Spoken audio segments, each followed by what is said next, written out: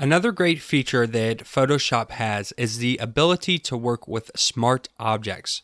Smart objects, just like layer adjustments and layer styles, is another way for you to edit your design or your work in a non-destructive way. That means that you can make changes later on without affecting the entire artwork. So what does that mean? Here we have photograph.psd open, and you can see that there's a number of layers in here, and we've colored these different colors. So we have greens and reds, and the red one says your photo here. And let's go ahead and turn off all these layers and let's just take a look at them. So we have the background color, which is that gray.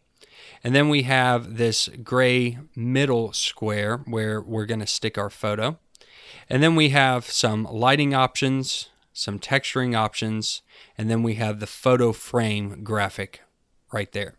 So when we turn on the part that says your photo here, we see a couple things happening. First, we have a smart object layer, and you can tell that by the way that the icon is.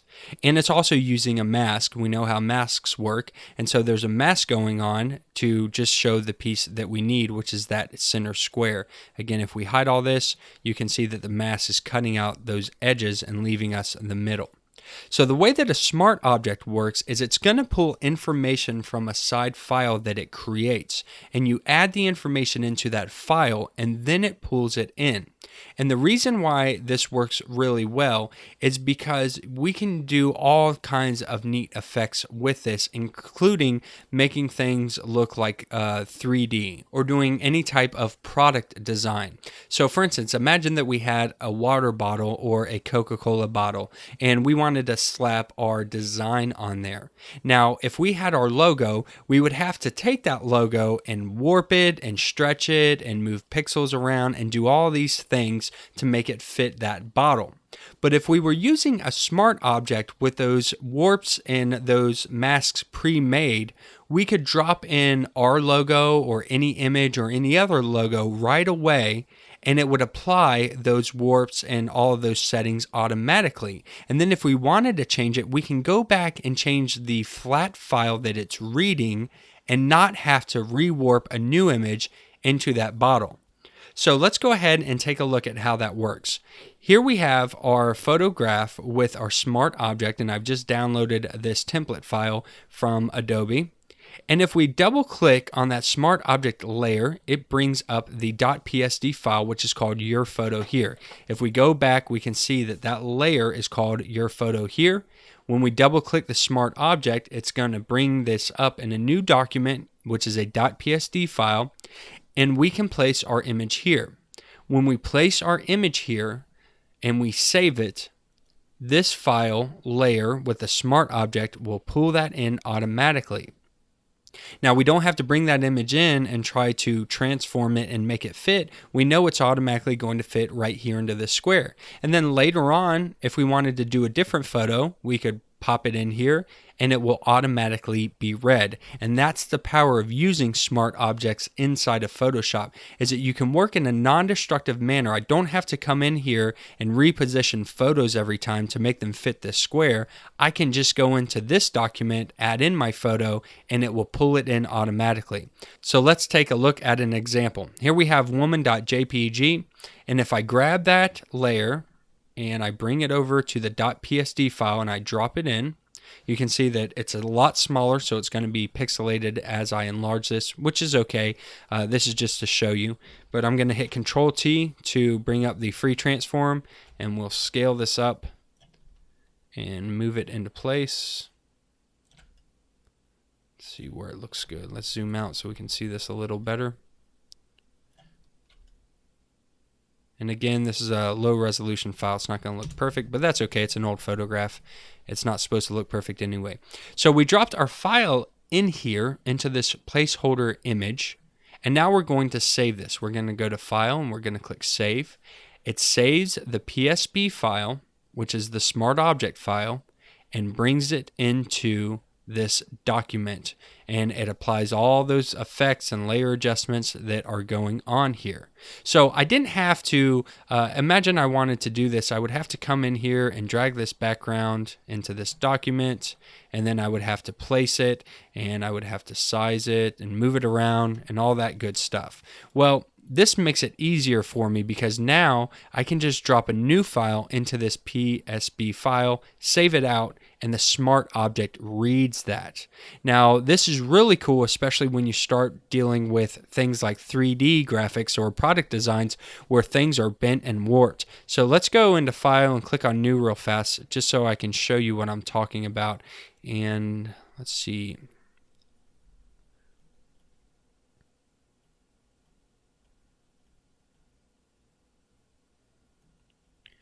This book might be a good example. Let's go ahead and download this real quick.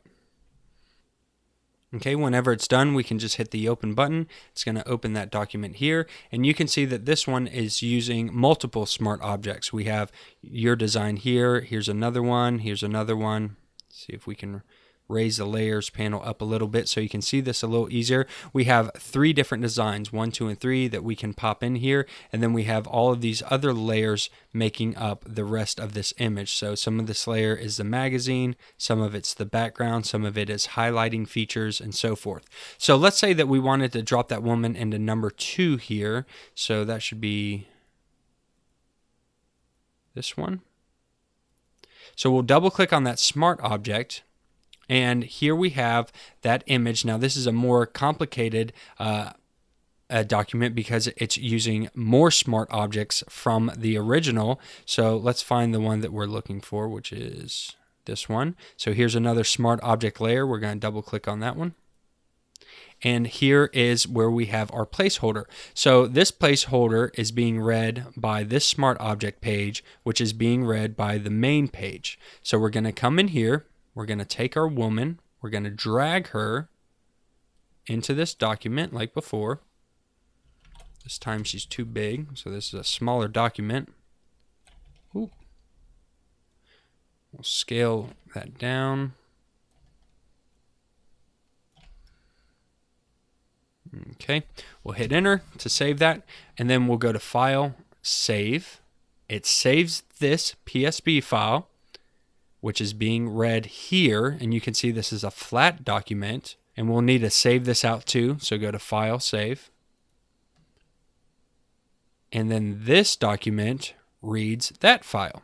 So as you can see, it pulled in those information from that smart object. So that works really nice, but it works even better when we have something like this that is curved. Imagine if I wanted to add that woman to this page, I would have to come in and warp this image just to make it even fit. So let me just show you that real quick.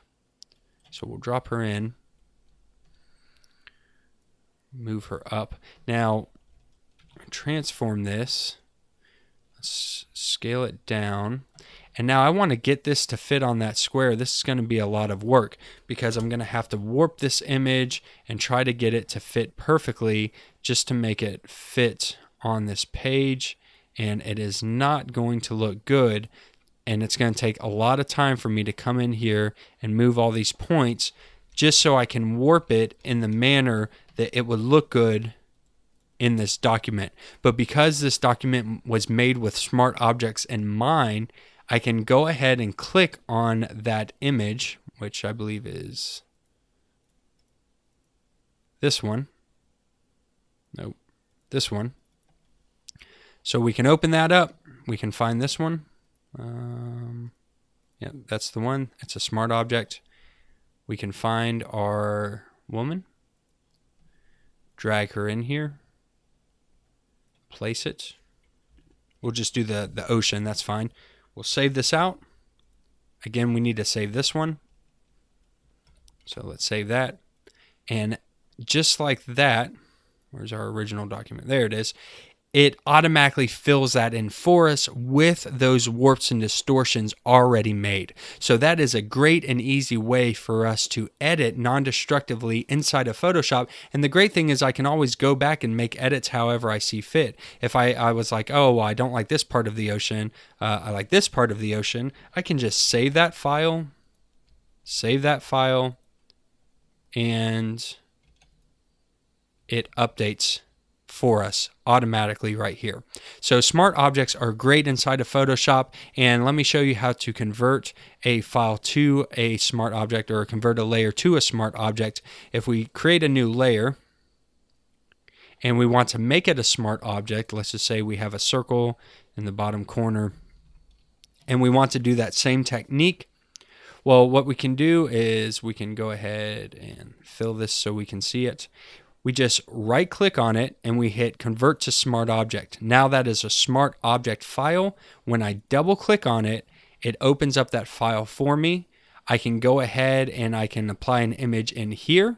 And when I do, it will apply itself to that layer automatically. Now, I don't have a mask here, so if I were to do a square image, it would actually look square here. If I applied a circular mask, it would bring it in as a little circular image. So you want to keep that in mind.